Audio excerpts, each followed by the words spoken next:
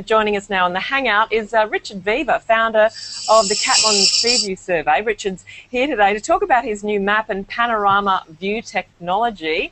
G'day, Richard. What exactly is the Catlin Seaview Survey? Well, the Catlin Seaview Survey is essentially a scientific survey where we've been looking at environments like the Great Barrier Reef. We started off with the Great Barrier Reef and did a number of surveys last year over a period of about 4 months. And during that time we visited 32 reefs, and we took a camera with us, which is a very, very unique piece of equipment because it records environments in full 360-degree vision, which will allow scientists to monitor these environments over time. That's remarkable. What work have you done on this particular dive site? Well, it was one of the dive sites that we visited, both Ribbon Reef 9 and Ribbon Reef 10, which is where Pixies is located. And these were just amazing sites. Because they're on the outer edge of the reef, you get very clear waters, and the corals are in very, very good condition generally in that area. So we did 2-kilometre dives at a time, and we were photographing these, especially to the wall environments of the exposed reefs. And that information then comes back to us, and we then do the analysis on those photographs. So typically on a dive we took 1,000 photographs, which are stitched into these panoramas, which will allow people to go virtually diving through Google Street View. It is amazing. I was having a look the other day. So how can the audience tap in and access this technology? Well, the first protocol is the Catlin Seaview Survey website, which is just catlinseaviewsurvey.com, and there we've got all the sites that we visited to give really people can follow the expeditions as we're going. We've also uploaded some of the imagery into Google Street View, and even on the homepage of Google Street View, as you go into there, you can go on a dive on the Great Barrier Reef. So literally jump in at a number of locations. We've got Heron Island, we've got Wilson Island, we've got Lady Elliot Island, and jump in off the beach and go for a virtual dive. So you can check out the conditions before you hop in. Well, not quite. It's not quite live, but you can certainly check out the environment and the kinds of creatures you'll encounter in these environments, and just see what condition they're in. Wonderful. You've done this in other parts of the world as well, haven't you, Richard? Yes. Well, the idea was to develop it as a pilot for the Great Barrier Reef. So that's why we focused on going right the way along the full length of the reef, so 2,300 kilometres. But this year we're now taking the project globally. So we've done a pilot in the Caribbean, and we're looking over the next 3 years to go to sites all around the world, focusing on coral reefs, to really give us a snapshot of coral reefs globally. Fantastic. So the intention of this work and where it can go from here, I guess, the technology is quite remarkable. Where do you see it going in the future? Well, this project started off out of a real need to reveal marine environments. 71% of the planet is covered in water, and yet because of the surface of the water we can't see what's going on even a few meters away. So we need this kind of technology to allow people that don't dive to be able to see and monitor these environments. And it's critically important, especially as there's more and more impacts in really affecting quite dramatically locations, especially coral reefs around the world. So we developed the technology that could reveal to the 99% of people that don't dive around the world what these environments are like, so they can go down, virtually dive, and then allow us to monitor these environments over time. So in 3 to 5 years' time, we can go back to these locations, drop in at the exact GPS location, and see what's happened. There's also the big development in computer technology that allows us to take the data, which just from the Great Barrier Reef we took 105,000 photographs.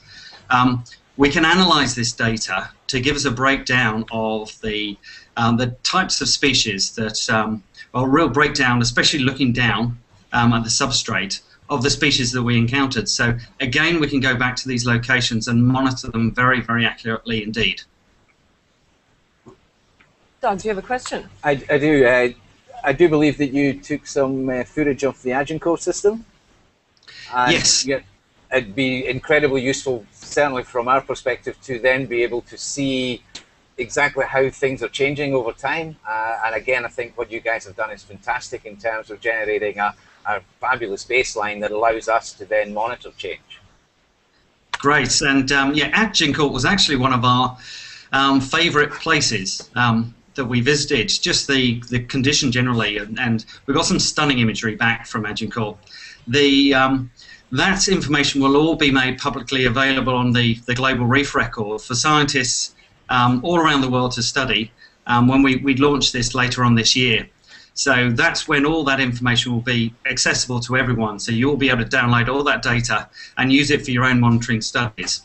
And we are looking very much wanting to sort of work with the Great Barrier Reef Marine Parks Authority to help provide the tools really required to help analyse these changes over time. Richard, tell us a bit of your background and how you came to be where you are. Well, I actually started off in advertising, then gave it all up to become an underwater photographer. So I'm not a scientist, and I've been learning really over the last few years about many of the issues that are going on in the ocean.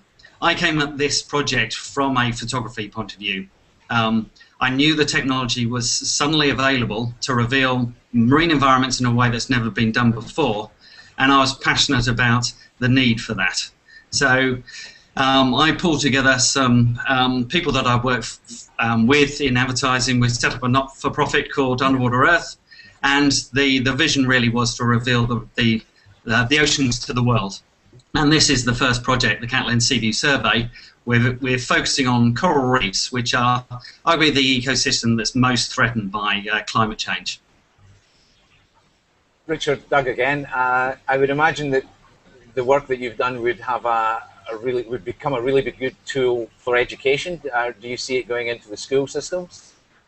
Yes, I mean, we passionately want this to go into the school systems. It's critical that we teach the children.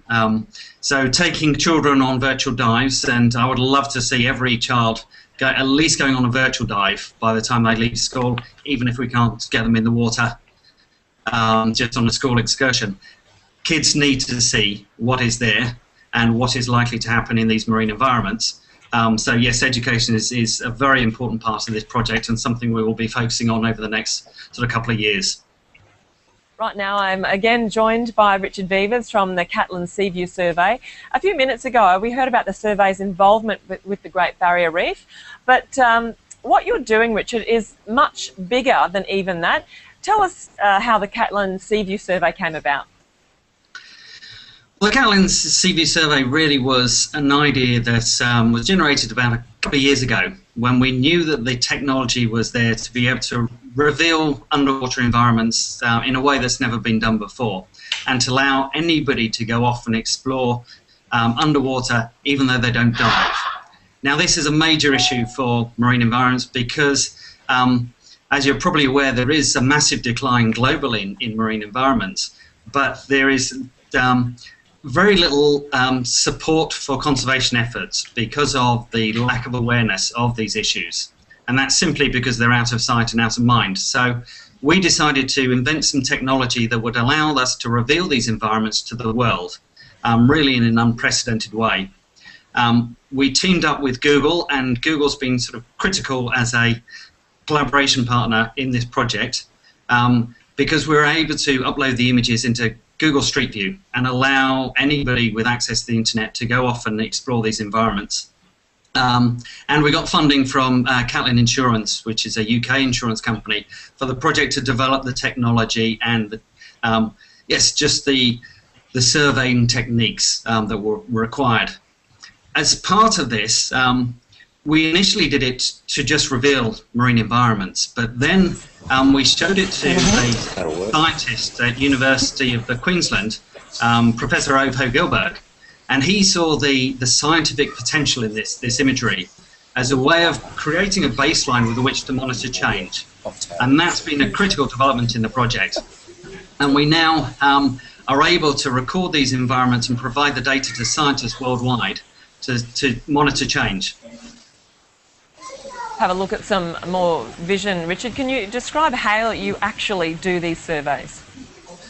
Well, what we do is we had 5 different expeditions going out to the Great Barrier Reef last year, and we have teams where we've got one diver on the main camera, and the main camera, as you can see in the image here, goes along for about 2 kilometers, and he follows the ocean floor at a depth of about 10 meters. He's followed by a support diver, and they carry out these 2-kilometer transects, which are accurately located using GPS, which will allow us to revisit these locations and monitor change over time. So we then can repeat this exercise about 3 times in a day, so we can cover about 6 kilometers of the reef in any one day. And over the period of our expeditions, we carried out over 150 kilometers worth of surveying of the Great Barrier Reef. So arguably our divers have seen pretty much more of the Great Barrier Reef than anybody else. I can imagine. What a job. It's a fascinating project, and the results certainly are brilliant. The survey's going on around the globe. So what's included in it so far? How much, again, of the reef have you covered, if you could remind us? Yes, well, it's focused on the Great Barrier Reef so far, so 32 reefs in that survey, but we've also carried out pilot studies now in the Caribbean, so Aruba, Bonaire, Curacao.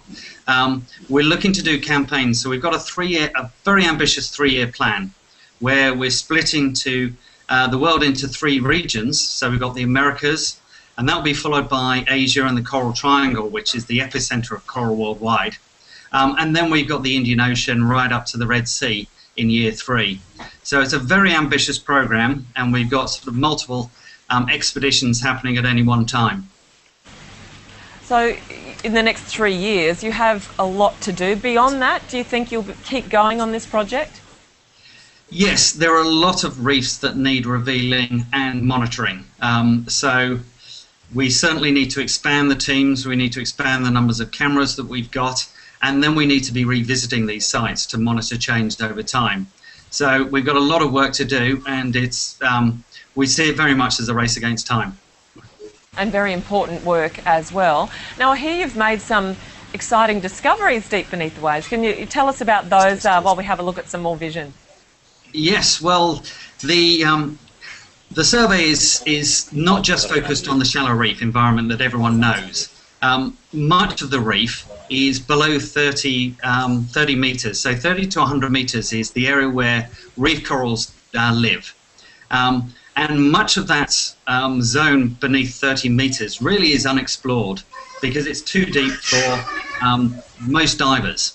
So what we needed to do was to send down robots, which we had some video footage of there, to go and explore these zones, and we know so little about them. So for example, on our surveys we discovered the deepest coral ever found on the Great Barrier Reef, which was 125 meters. And we also looked at zones which had been really affected by storm damage in the shallow waters to see what was the effects on the deeper water areas. And in those sites that we visited, we found the reef corals in very, very healthy conditions, and below about 30 to 40 meters, it hadn't been affected by these massive cyclones. So it was very, very encouraging news.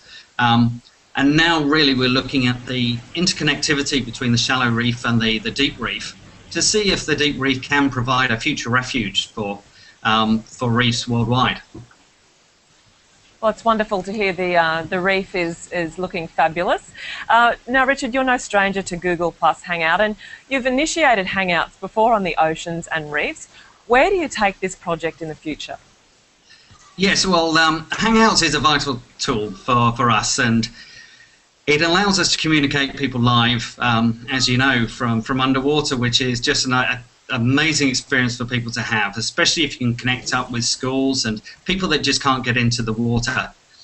So it's got its amazing potential with this technology. We tried it first back in, I think it was February last year. And again, Richard Fitzpatrick was beaming live.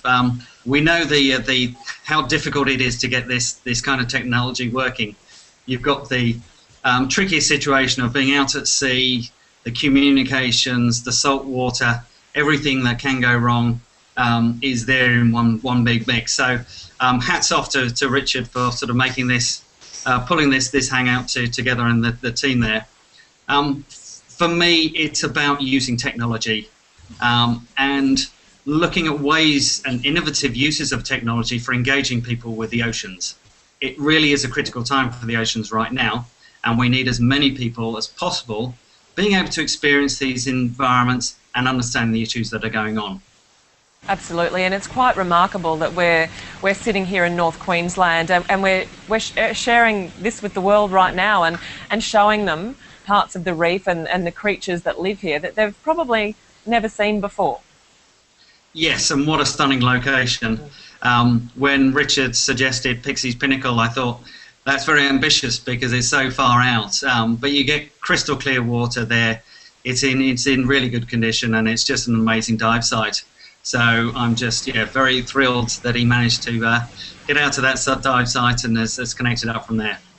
Okay, and now how can people across the world get involved with the Catlin Seaview project? Well, we've now got quite a large following on Google+. We've got over 3 million followers. That's probably one of the easiest ways of keeping up to speed with the project. We're putting on the 360 panoramas as we go to new locations on that site. You've also got the website, which is the CatlinSeaviewSurvey.com site. And as that grows, and as the expedition's happening, so we'll be kicking off a number of expeditions very soon, people will be able to follow those and get reports live from the field. So we're sending in daily updates. People can start communicating with the scientists in the field. Wonderful, and I must say it is a remarkable site. So thanks, Richard. Thanks for telling us about the Catlin Seaview Survey, and we'll catch up with you at another time.